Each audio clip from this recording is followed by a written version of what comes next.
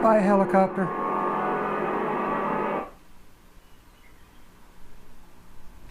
Oh, hey there. Let me pause this real quick. I didn't know you guys were there. Thank each and every one of you for stopping by. I'm so glad you could make it. Just sitting here watching an old movie. And I was working on a video for you guys. Let me show you. Let me get you off of this and show you. Hold on. Bouncy, bouncy.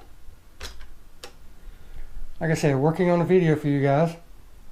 And watching an old movie. Name of this old movie is Vanishing Point.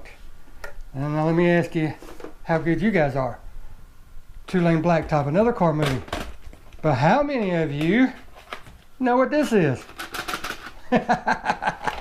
So much of my childhood was grown up, or so much of my childhood growing up was raised on stuff like that. It's called a VHS tape. Yes, VHS, way before DVDs and CDs and all that good stuff. What do I do with my remote? Here we go. But since you're here, let's talk about this for just a second. Again, I'd like to thank each and every one of you for stopping by. I was doing the video and got a little bored, so I decided to pop a movie in. And while it was playing in the background, work on the video. Well, then I got distracted by the movie. You know how that goes. Daydreaming, right? And then I got to thinking while I was sitting here, wow, you know, so much of my time growing up and everything evolved around cars. Magazines, Hot Wheels, car movies, stuff like that. And it got me to thinking, our lives are so intertwined with our car. So I thought I'd do a video about it, and, excuse me, I got something on my... I thought I'd do a video about it because, you know, our lives nowadays are so intertwined. We can't live without them. We have to have them. And there's just no way around it. We've got to. So danged if you do, danged if you don't. So it got me to thinking about growing up, childhood, all this good stuff. So I thought I'd make a quick video about it and use my life as the catalyst for the video. But I know so many of you can relate to it. And for those of you that are just now starting, you'll still get a little kick out of it. You'll still understand a lot of what I'm saying. So with that said, I'm going to finish watching this movie.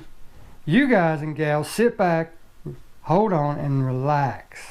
Just chill out for a few minutes of your life and listen and watch. And let me know what you think. By all means, comments in below. But we'll see you at the end of the movie. Yeah, movie.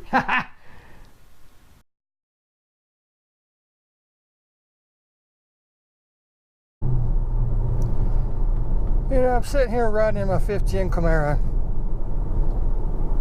enjoying the day. 57 degrees. I'm enjoying the day, riding around. Like so many young boys, I grew up with stuff like Hot Wheels.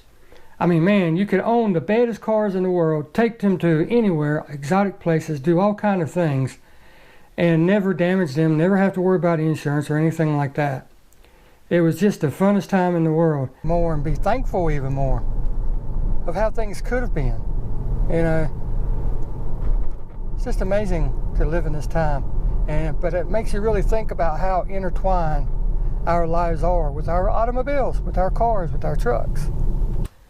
It all started back in the 1900s. Henry Ford rolled the first Model A off the assembly line, and things were forever changed. There were other makers like Bugatti, Waverly, Mercedes, and Holzman. But it was Henry Ford that came out with a car that was affordable and made for the masses.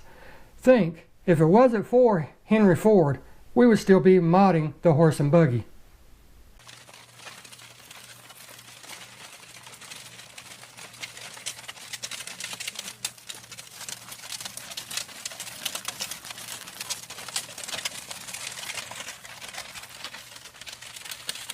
Wait, what?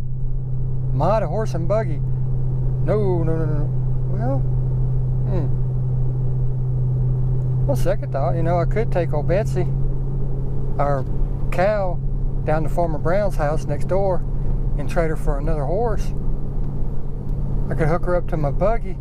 Yeah, I have 2 horsepower then. I bet you I could beat them Mojave KY guys down at the general store. Big show off. As for my family, our cars were always utilitarian. Cars like the Crown Vic, the Granada, the Thunderbird, and of course, the ever-loving LTD.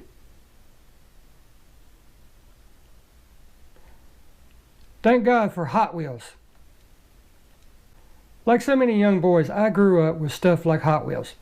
I mean, man, you could own the baddest cars in the world, take them to anywhere, exotic places, do all kind of things, and never damage them, never have to worry about insurance or anything like that. It was just the funnest time in the world. You could crash them, you could jump them, you could race them, you could paint them, you could do anything you wanted. It was the start to what would evolve into a love for cars. And today, the dreams continue to live in the minds of our youth as they learn the joys of Hot Wheels, racing, and such fun. Then I progressed into my preteen and teenage years, where I discovered the joys of magazines like Hot Rod, Carcraft, Popular Mechanics, and so on. Through the pages of magazines like this, I, like so many before me, and so many after me will do, is get the desire to purchase, and yes, hot rod, today known as modding, our own cars. Awesome paint, killer sound, loud exhaust, huge motors, all filled our daily thoughts.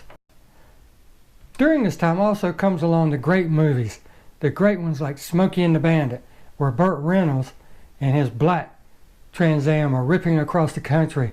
Yeah, we all wanted to be it. Go ahead and admit it. We wanted to be Burt Reynolds, where he runs through rivers, flies down the roads, doing burnouts, sliding, outrunning Johnny Law. We all wanted to be him. I did. I know you did too. Another great movie along this time is a movie called Vanishing Point, where we all wanted to be Kowalski, ripping through the countryside, the Midwest and everything in his Hemi Challenger. Oh my God, what a beautiful car. Such a collectible car nowadays, but we all grew up on movies like this, you know. Without them, we wouldn't be who we are. Another great movie from that time is Bullitt. Yeah, we all know it. We even have a modern car modeled after the same thing, where Steve McQueen was chasing the bad guys across town. But also, we had the great TV shows. Had Starsky and Hutch ripping through town in their red and white Gran Torino, chasing the bad guys and keeping the streets safe for all of us. Also, we had Dukes of Hazzard. Everybody wanted to have the General Lee. Hey, I mean, come on, face it. He was the star of the show, not Bo and Luke. And then we had Knight Rider. There was nothing this car could do. Talk, go 200 miles an hour, go through walls, all while saving the day. Yes, what a great time to be alive. But unfortunately, we all have to grow up. Along comes teenage years, which means high school. So many things, because you've got cars that you're trying to get. You got to think about what you're going to do in the future, you know, your job. You've got to think about college. And then, of course, girls. That's where I met my wife. High school sweethearts. Yes, I know. That's a totally different story. We'll get to that in another video. But unless you were rich, you couldn't afford all these things. No way in the world. So like I said, you had to make decisions. First job is along when you started working toward getting your car and everything. But luckily, my wife's family, who was my girlfriend at the time, like I said, they were always in the cars. When I first met my wife, her father had a Carmagia. A really cool car. It was green, it was low slung to the ground, handled like nothing else. And then he also had the really cool cars like the Galaxies. He had a 63 Galaxy, and then he had a 65 or a 66, I forget which it was, but it was a Galaxy GT 500. Man, that was a really cool car. My girlfriend had a killer 1976 Ford Mustang Cobra II. Man, this thing was fast, had a Boss 302, and was really loud. Sounded great. You know, it's like the one Farrah Fawcett drove in Charlie's Angels, the white one with the blue stripes. Man, what a cool car. She went from that to a 1966 Mustang. It was sky blue, or Carolina blue if you will. And what a beauty. She really loved this car. I wish I still had it so I could get it redone for her. She was always in the cars though. I guess she got that from her father. They was always doing things together when she was a child. My real first car was a 70s model Mercury Cougar. Man, I kept that thing sharp. It was like it was in showroom condition. I mean, it was spotless from the tires all the way up. Then I went on to other cars like so many other families. The types of cars I had depending on the needs of the family, which all leads me to now. And now I get to relive my youth through today's modern muscle cars, such as the Mustang and Challengers and the ever popular Camaro. Doesn't matter which one you have, you drive, you mod, you race, show and shine, collect, whatever. Doesn't matter. The choice is yours. Thank God they're all there. But especially thanks to people like Henry Ford, for the automobile will now always be as much a part of our lives as having clothes or any other necessity. I mean, come on, face it. We now have cars that drive themselves. But wait, it doesn't end there. We even have one that's in outer space.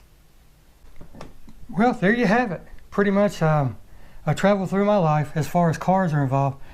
And it's a good thing because, as you can see, there's 3 of mine. Wife's out in one. Neighbor's got his little Mini Cooper over there. But without them, we couldn't make it. There's no way we could make it in our daily lives now. Horse and buggy just wouldn't cut it. So I would like to take this opportunity and thank again each and every one of you for stopping by and watching this video. I hope you made it to the end. If you did, it is greatly appreciated. You know what to do. Like, subscribe, share. Crazy world we live in now, even without the cars. But yeah, you guys know what to do. You take care, and we will see you next video.